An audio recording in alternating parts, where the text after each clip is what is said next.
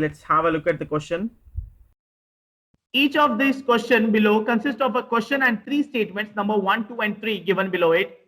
You have to decide whether the data provided in the statements are sufficient to answer the question. Read all the statements and give answer. What is the speed of the train?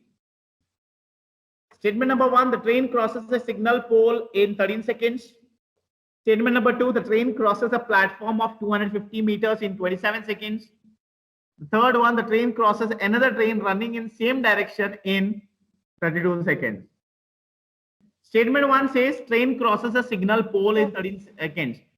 It says length of the train in 13 seconds. This is what the information from statement number 1.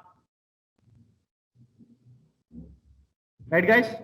Next, statement number 2. The train crosses a platform of 250 meter in 27 seconds. It means that train is going to cross the length of its own thing plus length of the platform in how much time?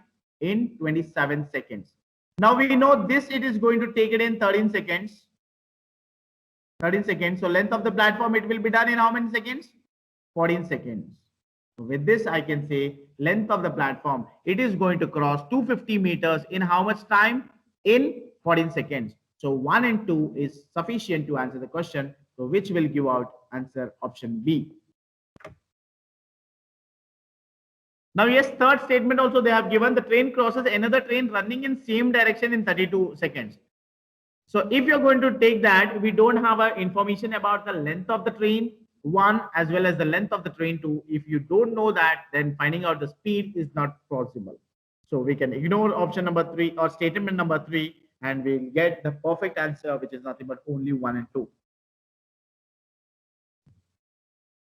Thanks for watching, and for more updates on similar videos, don't forget to subscribe my YouTube channel. Thank you.